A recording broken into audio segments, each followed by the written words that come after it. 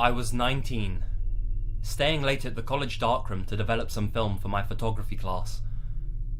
The photography building, once a tobacco warehouse, was a dark, rickety hulk near some lonely railroad tracks in a little travelled part of campus.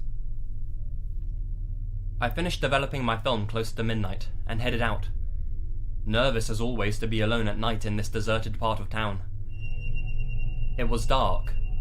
Several of the streetlights around the parking lot were out, and the few that remained were phoning it in, putting out a weak flickery light that did nothing to reassure me as I headed towards my car.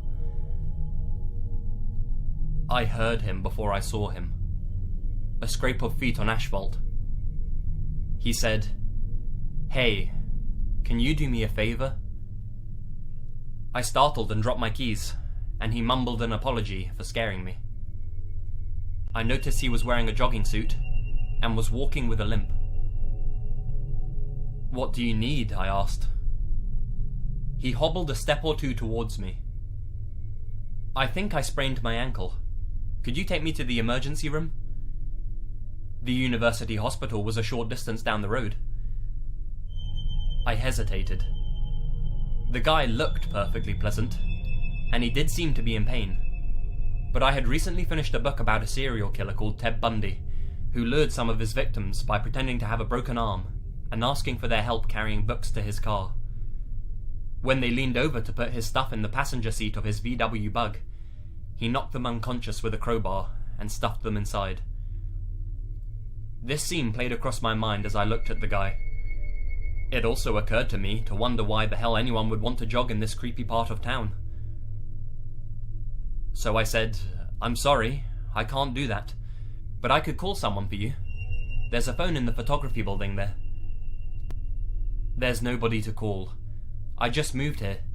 I don't really know anybody. Can't you just drive me? It's right down Limestone Avenue." He leaned against the car and winced as he reached down to rub his ankle. I offered to call an ambulance for him. "No, I can't afford that. I don't have health insurance. Can't you just drive me? I'll pay you $20. There was something in the way he said this last bit. Something wrong. Like that exercise in my acting class, where we had to recite "Mary Had a Little Lamb," as though we were delivering a tragic monologue or a furious rant. There was a tone rising up that didn't quite match the words he was saying. A raw urgency that reached down inside me and hit the panic button hard. There was a moment of silence between us. "I can't help you," I said. "I'm leaving." I gripped my keys, slipped them between my fingers the way my mum had taught me, so I could use them as a weapon if he came at me. I kept my eyes on him as I speed walked the last few feet to my car. He watched me drive away, still leaning against the car, a flat expression on his face.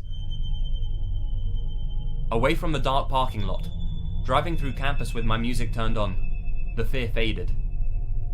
I started to feel a little guilty for leaving the guy there, although I knew I'd done the thing that my mum and dad would have wanted me to do. I was about to turn into my dorm parking lot when I realised I needed to pick up some stuff for my breakfast the next morning, so I turned around and headed back in the direction I'd come. About a minute down the road, my stomach clenched. There was the guy in the jogging suit, running along the sidewalk. His ankle was perfectly fine. Later that summer, 2 students at my college were attacked by those same railroad tracks. The girl survived, but her boyfriend died.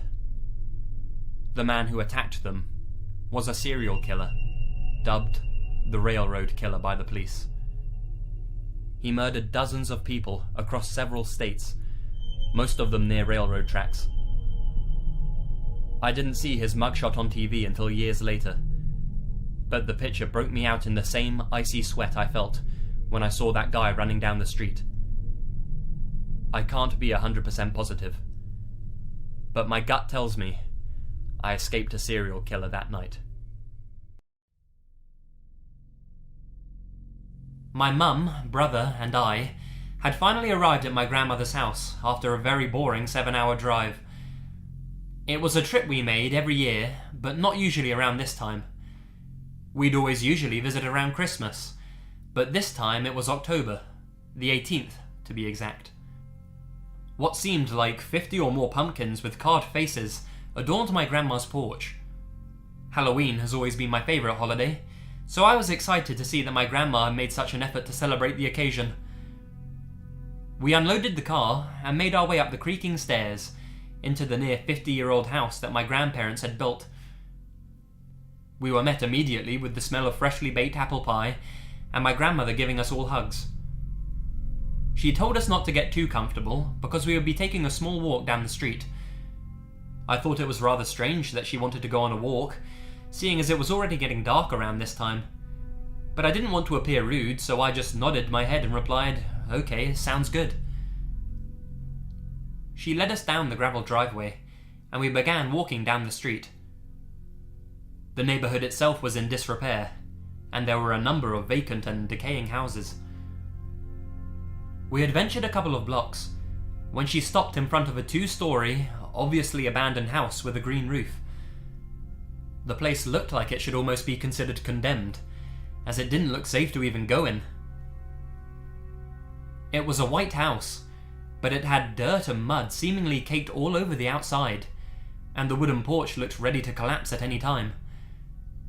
I could see a few other people arriving to the property on foot, when my grandmother announced to us that it was actually a haunted house that had been set up by a man living in the neighbourhood for Halloween.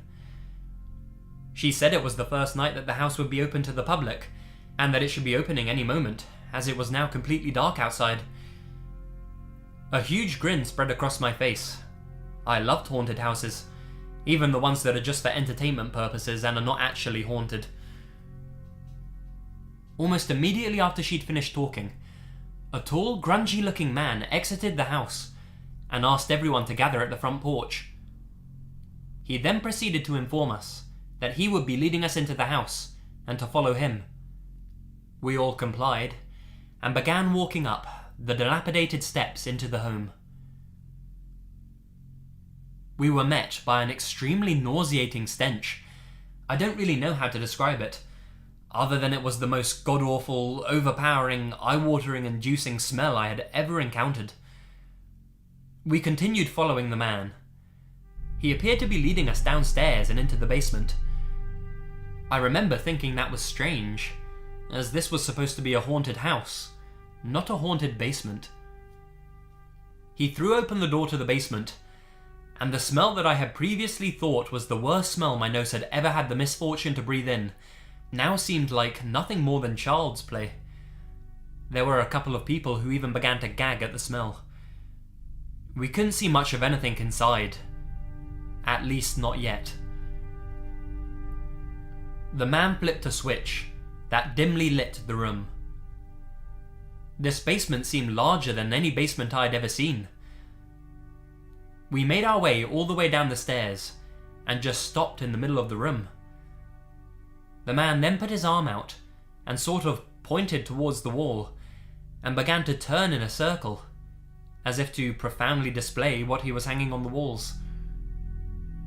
There were fake dead bodies hung on crucifixes all over the walls. My mum moved closer to inspect, and I moved with her. She got very close to one of the bodies and moved her hand to touch the corpse's hand. I remember the look on her face after touching it. She seemed terrified. She grabbed me by the collar of my shirt and ran towards the door, shoving the rest of my family in front of her and pushing us up the stairs and out of the door.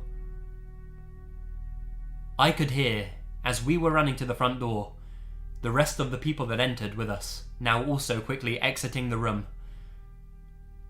Once outside, my mum whipped out her phone and dialed 911, as did seemingly all the other people in the group, as they also pulled out their cell phones. The police seemed to arrive almost instantaneously. They must have had a car nearby or something. They entered the house and walked out with the man in handcuffs.